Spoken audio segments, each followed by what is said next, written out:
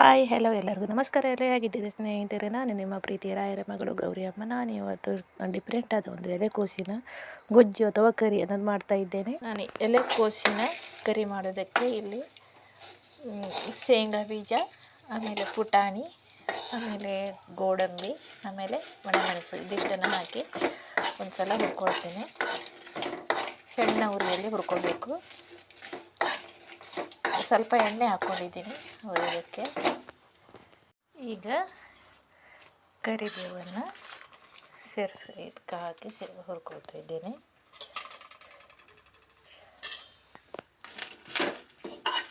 ಇದಕ್ಕೆ ಕೊಬ್ಬರಿ ಹಾಕಬೇಕಾದ್ರೆ ತೆಂಗಿನ ತುರಿ ಹಾಕಬೇಕಾಗಿಲ್ಲ.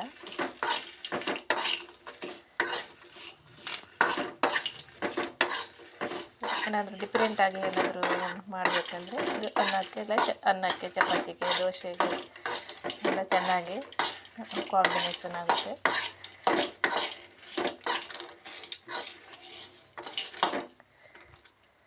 ಈಗ ಇದಕ್ಕೆ ಬಿಳಿ ಎಳ್ಳು ಹಾಕ್ಕೊಳ್ತಾ ಇದ್ದೇನೆ.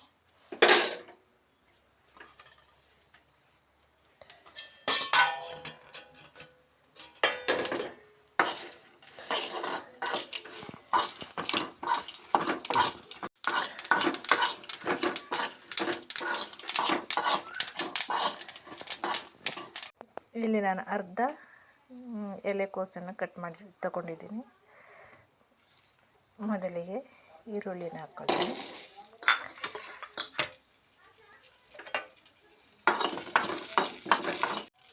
ಮೊದಲಿಗೆ ಈರುಳ್ಳಿಯನ್ನು ಹಾಕ್ಕೊಂಡು ಹೋಗ್ತೀನಿ. ಸ್ವಲ್ಪ ದೊಡ್ಡದಾಗಿ ಕಟ್ ಮಾಡಿ ಇಟ್ಕೊಂಡಿದ್ದೀನಿ.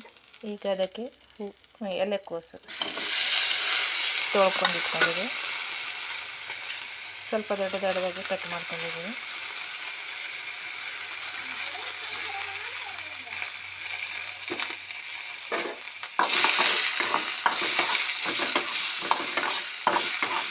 ಸ್ವಲ್ಪ ಚೆನ್ನಾಗಿ ಫ್ರೈ ಆಗಬೇಕು.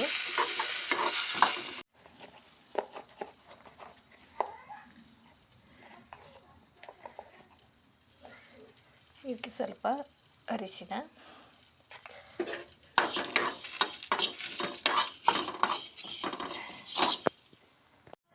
ಒಂದು ಸ್ವಲ್ಪ ಹುಣಸೆ ಹಣ್ಣು ತೊಗೊಂಡಿದ್ದೀನಿ. ಈಗ ಇದನ್ನೆಲ್ಲ ಮಿಕ್ಸಿ ಜಾರ್ಗೆ ಹಾಕ್ಕೊಳ್ತಾ ಇದ್ದೀನಿ. ನುಣ್ಣಗೆ ರುಬ್ಕೋಬೇಕು.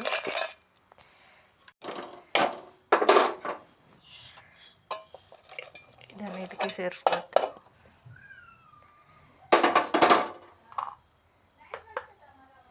ಜೊತೆಗೆ ಉಪ್ಪು.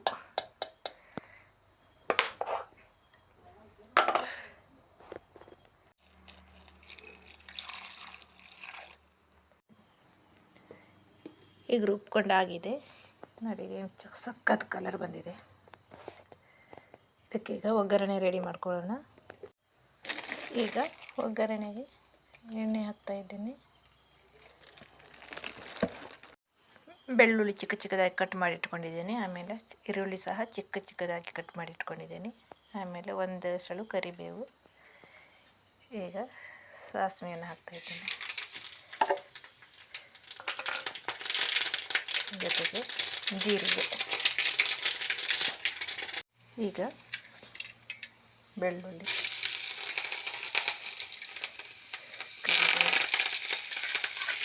ಈರುಳ್ಳಿ,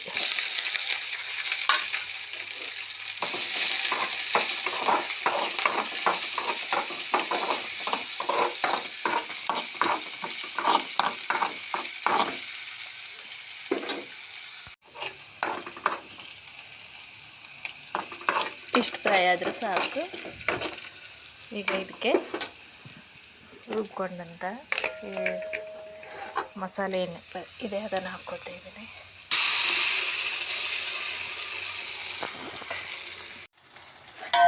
ಈಗ ಅದೇ ಮಿಕ್ಸಿ ಜಾರಿಗೆ ಸ್ವಲ್ಪ ನೀರು ಹಾಕೋದು.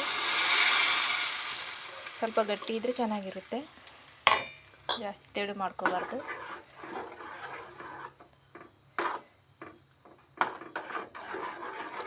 ಉಪ್ಪು ಮೊದಲೇ ಹಾಕಿದ್ದೀನಿ, ಮತ್ತು ಬೇಕಾದರೆ ಆಮೇಲೆ ಹಾಕ್ಕೋಬೋದು.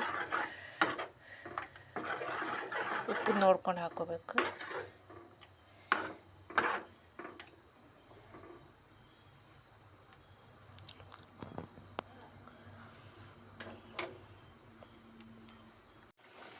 ನೋಡಿ ಚೆನ್ನಾಗಿ ಕುದಿ ಬರ್ತಾ ಇದೆ. ಕಲರ್ ಸಹ ತುಂಬ ಚೆನ್ನಾಗಿ ಬಂದಿದೆ. ನೋಡಿ ಇದು ರೆಡಿ ಆಗಿದೆ. ಈಗ ಗ್ಯಾಸ್ ಆಫ್ ಮಾಡ್ಕೊಳ್ತೆ. ನೋಡಿ ನೀವು ಒಂದ್ಸಲ ಮಾಡಿ ನೋಡಿ, ತುಂಬ ಚೆನ್ನಾಗಿರ್ತದೆ.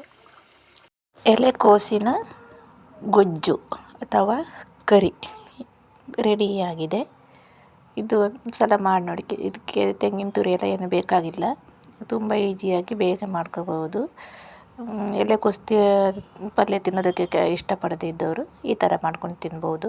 ಈ ವಿಡಿಯೋ ನಿಮಗೆ ಇಷ್ಟ ಆಗಿದ್ದರೆ ದಯವಿಟ್ಟು ಲೈಕ್ ಮಾಡೋದನ್ನು ಮರಿಬೇಡಿ.